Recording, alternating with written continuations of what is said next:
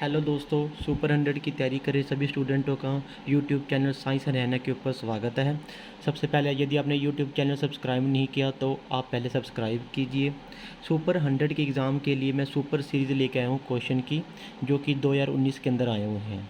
तो हम एक एक करके देखेंगे कि किस तरह से क्वेश्चन आते हैं। ठीक है, तो सबसे पहले हमारा जो क्वेश्चन है उसके अंदर ये देखा गया कि जो सलाइवरी अमाइलेज है, जो कि सलाइवा सेक्रीट करता है, अगर वो उसका अफेक्टेड क्या रहता है हमारे माउथ के अंदर, मतलब वो क्या करता है सलाइवरी अमाइलेज। तो सबसे पहले आपको ये पता होना चाहिए कि सलाइवरी अमाइलेज सेक्रीट कौन करता है। डाइजेस्टिव सिस्टम के बारे में आपने पढ़ा होगा। पाचन तंत्र के अंदर जो पाचन ग्रंथि होती हैं, वहाँ से सलाइवरी ग्लैंड्स होती है, जिसको हम लार ग्रंथि भी बोलते हैं।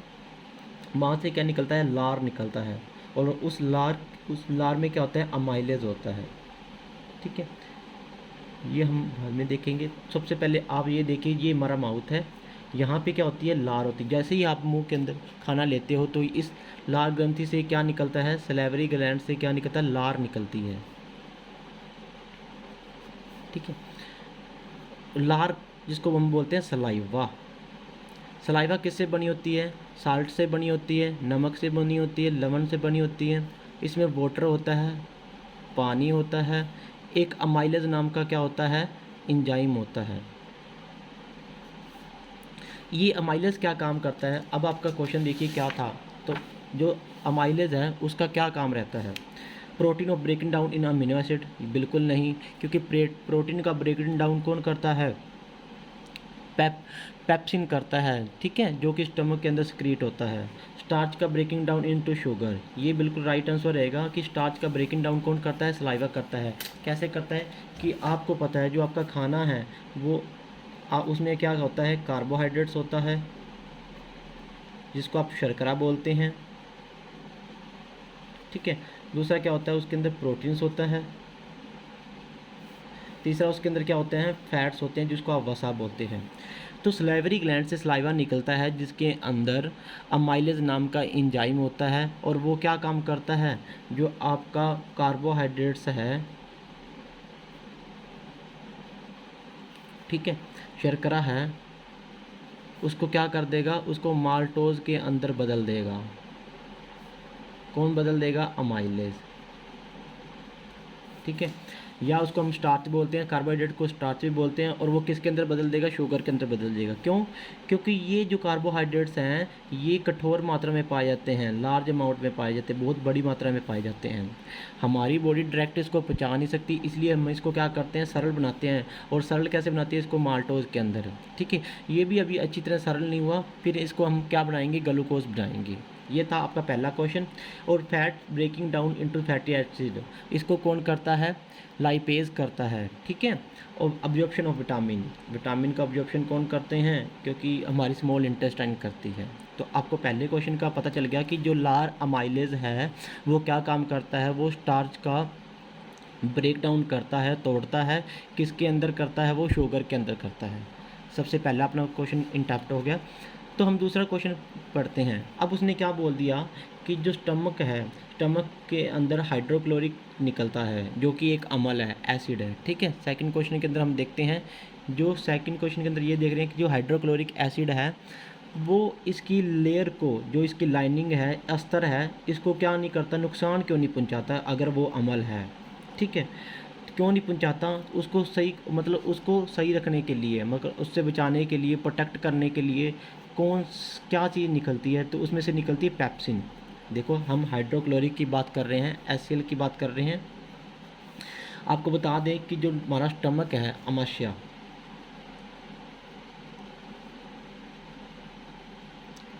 उसमें से तीन चीज़ निकलती हैं। एक निकलता है एचसीएल, जिसको हम बोलते हैं हाइड्रोक्लोरिक एसिड। ठीक है, ये एचसीएल क्या होता है, एसिड होता है। अगर ये एसिड है, अम्ल है, तो ये क्या नहीं करता, इसकी लेयर को ख़त्म क्यों नहीं करता, ख़राब क्यों नहीं करता। ठीक है, तो उसको प्रोटेक्ट कौन के रखता है, क्योंकि जो ये लेयर है ना, जिसको अस्तर बोलते हैं, इसमें से एक निकलता है म्यूकस, श्लेष्मा निकलता है, जो क्या करता है, इस एचसीएल से बचा के रखता है। ठीक है, इसका आंसर क्या निकल जाएगा, म्यूकस। पेप्सिन तो क्या है, एंजाइम है जो प्रोटीन को तोड़ता है। सलाइवरी अमाइलेज के बारे में हमने अभी पढ़ लिया कि क्या काम करता है, कार्बोहाइड्रेट को तोड़ता है। और बाइल क्या है, बाइल फैटी, बाइल क्या करता है, बाइल जूस है जिसमें से लाइपेज निकलता है, और लाइपेज क्या काम करता है, फैट को फैटी एसिड के अंदर बदल देता है। ठीक है, इसका हमारे पास निकल गया आंसर श्लेष्मा। ठीक है, और बता देता हूँ मैं आपको थोड़ी सी और नॉलेज के लिए कि जो स्टमक है उसमें से एक तो एचसीएल निकलता है, एक रेनिन निकलता है। ठीक है, रेनिन क्या काम करता है, मिल्क को पचाता है, डाइजेस्ट करता है। ठीक है, और इसमें से क्या निकलता है, पेप्सिन नाम का निकलता एंजाइम निकलता है, और वो क्या काम करता है, किसकी ब्रेक डाउन करता है, प्रोटीन की ब्रेक डाउन करता है, किसके अंदर, पॉलीपेप्टाइड्स के अंदर।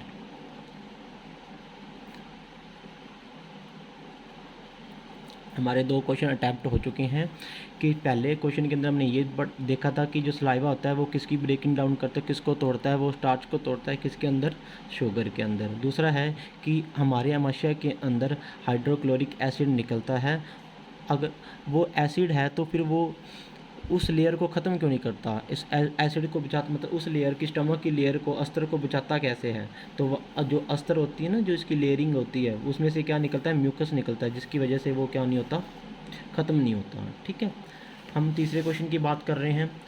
विच of the following statement true, इनमें से कौन सी स्टेटमेंट ट्रू है। Sudden action response to some in the environment reflex action, पर्यावरण में किसी वस्तु के प्रति अनुक्रिया के लिए अचानक होने वाली क्रिया को प्रतिवर्क चाप कहते हैं। बिल्कुल कहते हैं।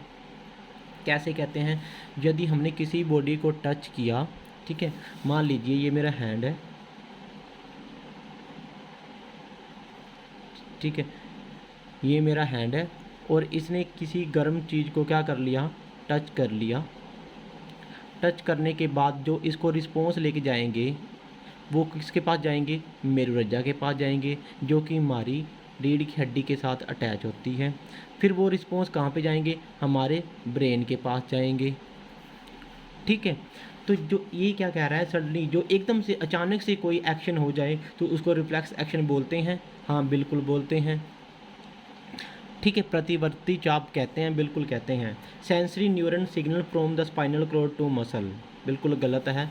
कि क्या कह रहा है, जो सेंसरी ऑर्गन्स होते हैं जिसको स्वेदी न्यूरॉन होते हैं, वो क्या काम करते हैं, उसका कहने का मतलब है कि स्पाइनल कॉर्ड टू मसल, अगर जो स्पाइनल कॉर्ड, जो मेरुरज्जा है ना अपनी बॉडी की, इसके रिस्पॉन्स अपने हैंड को देते हैं कि तुम्हारा हाथ क्या हो रहा है, जल रहा है, तो इसको उठाना है या नहीं उठाना।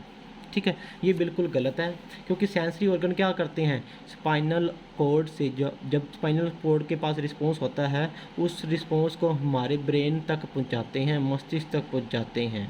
ठीक है, दूसरा पॉइंट गलत है। तीसरा क्या है, motor neuron carry signal from the receptor to spinal cord. ये कह रहा है कि जो मोटर न्यूरन है वो यहाँ से लेकर ब्रेन तक लेके जाते हैं, बिल्कुल गलत है। वो वापस लेके आते हैं, जो रिस्पॉन्स बनते हैं हमारे दिमाग के अंदर, रिस्पॉन्स बनाते हैं, वो वापस लेके आते हैं। वो कौन लेके आता है, मोटर प्रेरक न्यूरन। ठीक है, दूसरा भी गलत, तीसरा भी गलत है। तो चौथा क्या है, the path through which signal are transmitted from the receptor and muscle gland to reflex action. वो पाथ जो रिसीव करते हैं मसल के द्वारा या ग्लैंड्स के द्वारा, उसको रिफ्लेक्स आर्क बोलते हैं, उसी को प्रतिवर्ती चाप बोलते हैं। हाँ बिल्कुल बोलते हैं। तो हमारे क्वेश्चन का आंसर क्या बनेगा, फर्स्ट और फोर्थ। देखते हैं फर्स्ट और फोर्थ कौन सा पार्ट है, सी पार्ट, और सी पार्ट हमारा क्या होगा, राइट आंसर होगा। ठीक है, अब तक हमने 3 क्वेश्चन पढ़ लिए, हम आगे देखते हैं फोर्थ क्वेश्चन के बारे में, जो मेंडल्स ने दिया था इनहेरिटेंस के ऊपर बेस है।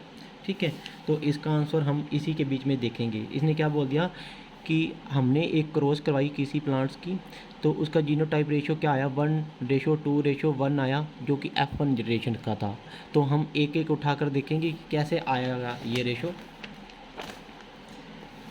तो हमने किसी प्लांट्स की क्या करवाई, क्रॉस करवाई। इसमें ऑप्शन ही उठाएंगे, ऑप्शन से देखेंगे। पहला ऑप्शन क्या है, दोनों कैपिटल ए हैं, दोनों क्या हैं, कैपिटल ए हैं। ठीक है, मैंने इसके साथ क्रॉस करवाई तो दोनों ए आएंगे कैपिटल। ठीक है, मैंने इसके साथ क्रॉस करवाई, दोनों कैपिटल ए आएंगे, और इसके साथ क्रॉस करवाने के बाद भी और इसके बाद भी क्या आएंगे, दोनों कैपिटल। तो इसकी रेशो क्या आएगी, 1:1 1:1 आएगी। ये तो हमारा नहीं है आंसर, क्योंकि हमें क्या निकालनी है, 1:2:1 निकालनी है। तो हम दूसरा उठाएंगे, एक कैपिटल है एक स्मॉल है, और एक कैपिटल है एक स्मॉल है, दोनों के हम क्रॉस करवाएंगे तो क्या आएगा, पहले में करवाने के बाद क्या आएंगे, दोनों कैपिटल आएंगे, ठीक है। फिर दूसरे में कराने के बाद क्या आएंगे, एक कैपिटल आएगा एक स्मॉल आएगा। तीसरे में क्या करवाएंगे तो कराएंगे तो एक कैपिटल आएगा एक स्मॉल आएगा, और दोनों कराने के बाद क्या आएगा, दोनों स्मॉल आएंगे। तो इसमें रेशो क्या बन रही है, ये बिल्कुल सेम है, ये 2 आ रहे हैं, ये 1 है, इसकी रेशो 1 है, ये 2 है और ये 1 है, बिल्कुल दोनों स्मॉल हैं। तो हमारा दूसरा क्या हो जाएगा, आंसर राइट हो जाएगा, क्योंकि हमें क्या निकालनी थी, F1 जनरेशन के अंदर 2:1 निकालनी थी, ठीक है। तो हमारा आंसर क्या आ जाएगा, right. Bicuspid valve present in human heart between कहाँ पे पाई जाती है, देवलनी कपाट हृदय के बीच में कहाँ पे पाई जाती है। तो आपको सबसे पहले अपने दिमाग में हृदय का स्ट्रक्चर पता होना चाहिए। तो हम रफली एक जो बनाते हैं इसको समझने के लिए, वो हमारा स्ट्रक्चर कुछ इस तरह से होगा,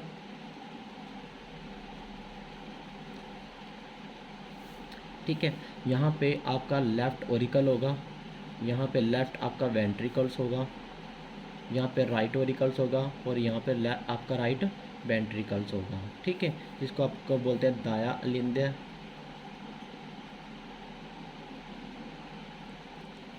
ठीक है। और ये आपका है बायां अलिंद्य, और ये आपका है नील्या, बायां नील्या, ये आपका दायां नील्या।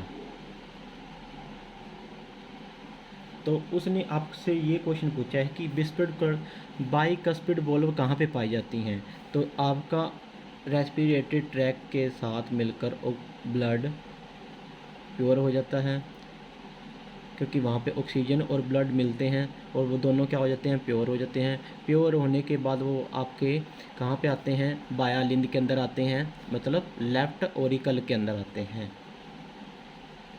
ठीक है। यहाँ पे आपके बिस्कस्पिड वॉल्व लगे होते हैं, जो कि क्या करते हैं, बायां नीलिया के अंदर भेजते हैं, लेफ़्ट वेंट्रिकल के अंदर भेजते हैं। क्या भेज रहे हैं, वो ऑक्सीजनेटेड और प्योर ब्लड भेज रहे हैं, ठीक है। और आपके वो कहाँ पे लगे होते हैं, लेफ़्ट ओरिकल के और लेफ़्ट वेंट्रिकल के बीच में क्या लगा होता है, ये बिस्कस्पिड वॉल्व लगा होता है,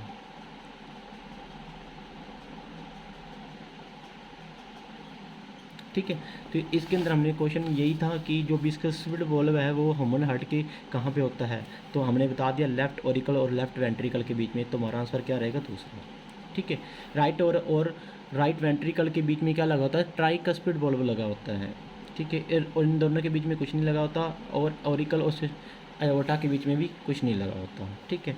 ट्रांसपिरेशन वाष्पोत्सर्जन, आपको पहले पता होना चाहिए कि ट्रांसपिरेशन होता क्या है।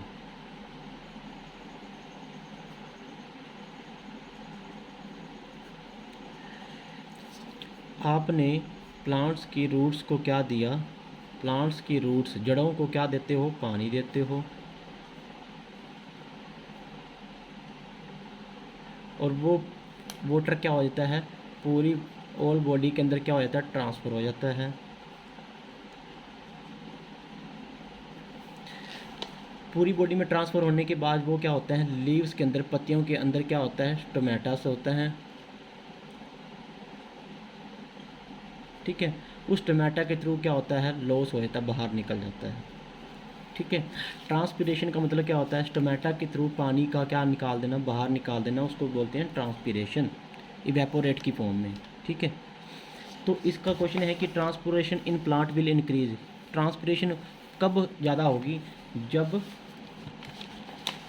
जब आपका high relative humidity in atmosphere हो। जैसे ही टेम्परेचर हाई होगा, अगर बाहर क्या है, इन्वायरमेंट का टेम्परेचर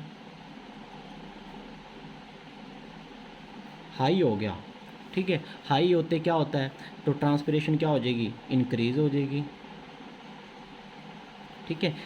अगर टेम्परेचर हाई है तो टेम्परेचर ज़्यादा है तो क्या होगा, वाटर का लॉस उतना ही क्या होगा, ज़्यादा होगा। यही बता रहा है कि transpiration in plant will increase, कब इंक्रीज होगी, वाष्पोत्सर्जन कब बढ़ेगा, जब वायुमंडल में उच्च सापेक्ष आर्द्रता होगी, मतलब ह्यूमिडिटी ज़्यादा होगी। ह्यूमिडिटी ज़्यादा होगी क्या होगा, टेम्परेचर ज़्यादा है, टेम्परेचर ज़्यादा है तो क्या होगा, वाटर का लॉस ज़्यादा होगा। ठीक है, ह्यूमिडिटी इन्वायरमेंट के अंदर ज़्यादा होते ही क्या होगी, ट्रांसपिरेशन होगी। तो आपका आंसर क्या आएगा, when the higher relative humidity in atmosphere. Temperature नहीं डिपेंड करता, इसकी ह्यूमिडिटी डिपेंड करती है कि बाहर ह्यूमिडिटी कैसी है। ठीक है, इसलिए पहला क्वेश्चन क्या आ जाएगा, सही हो जाएगा। हम नेक्स्ट क्वेश्चन पे लेके जाते हैं। The character transmitted from parents to offspring, क्या कहना चाहता है, जो करेक्टर आते हैं माता और बच्चों के बीच में, माता पेरेंट्स से अपने बच्चों के बीच में जो करेक्टर आते हैं वो कहाँ से आते हैं, ये पेरेंट्स हैं, ठीक है, ये मेल्स हैं और ये फीमेल्स हैं। इनके फ्यूज़न होने से, फर्टिलाइजेशन होने से क्या बनता है, ऑफस्प्रिंग बनता है, नया बच्चा बनता है। ठीक है, इस ऑफस्प्रिंग के अंदर जो करैक्टर आ रहे हैं वो कहाँ से आ रहे हैं, वो माता पिता से आ रहे हैं, और माता पिता के कहाँ से आ रहे हैं, जीन से आ रहे हैं। ठीक है, यही क्वेश्चन है कि जो करैक्टर्स ट्रांसमिटेड हो रहे हैं पेरेंट्स ऑफस्प्रिंग, ठीक है, वो कहाँ से कहाँ पे होते हैं, माता पिता के कहाँ पे होते हैं, वो जीन्स के अंदर होते हैं। ठीक है, इसका आंसर क्या आएगा, जीन्स, जो कि न्यूक्लियस के अंदर पाया जाता है। इन ह्यूमन मेल, मानव नरों में एक गुणसूत्र को छोड़कर सभी गुणसूत्र पूर्ण जोड़ में हैं। अपूर्ण जोड़ वाले गुणसूत्र कौन सा है, आपको पता है जो गैमेट्स होते हैं वो 23 होते हैं मेल्स के अंदर और 23 होते हैं फीमेल्स के अंदर। ठीक है, जो लास्ट गैमेट्स होता है वो डिपेंड करता है कि जो नया बच्चा बन रहा है वो लड़की होगी या लड़का होगा। ठीक है, इसमें से जो मेल्स होते हैं उसके पास एक्स और वाई होता है और फीमेल के पास क्या होते हैं, दोनों एक्स होते हैं। ठीक है, अगर ये इसका एक गैमेट्स बाहर आया, इस एक्स आया और यहाँ से भी, तो यहाँ तो एक्स ही आएगा हमेशा। ठीक है, अगर इसका एक्स के साथ एक्स मिलेगा तो क्या बनेगी, एक्स और एक्स मिलेगी, और एक्स क्या बनेगी, फीमेल्स बनेगी। ठीक है, और अगर इसका वाई आया और वाई के साथ एक्स बना तो एक्स वाई बनेगा, तो क्या बनेगा आपका, मेल्स बनेगा। तो यही पूछ रहा है कि जो लास्ट गुणसूत्र है अनपेयर्ड के अंदर, अगर वो लड़का होगा, नर बनाना है तो वो किसके ऊपर डिपेंड करेगा, तो वाई क्रोमोसोम के ऊपर डिपेंड करेगा। अगर एक्स होगा तो एक्स के साथ मिलकर क्या बनेगी, फीमेल्स बनेगी। ठीक है, ये गुणसूत्र की बात कर रहे हैं। तो इसका आंसर क्या आएगा, सिर्फ y chromosome. Third question, third answer आएगा। तो देखते हैं फर्स्ट और थर्ड, सेकंड बिल्कुल नहीं, सेकंड थर्ड ओनली, ये बिल्कुल राइट आएगा, बी ऑप्शन।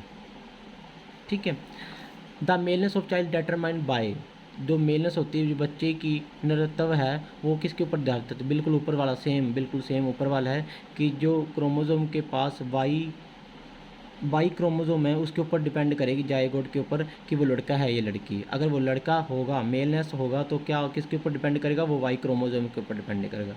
बिल्कुल ऊपर वाला क्वेश्चन के सेम है, थोड़ा बस क्वेश्चन को मार कर पूछा गया है। ठीक है, ये था आपका बायोलॉजी का क्वेश्चन। अब जैसे ही आगे सीरीज़ आएगी मैं आपको नए नए क्वेश्चन प्रोवाइड करता रहूँगा, तो आपने चैनल को ज़रूर सब्सक्राइब करना है साइंस हरियाणा के, और वीडियो को शेयर भी करना है और लाइक भी करना है। Thank you.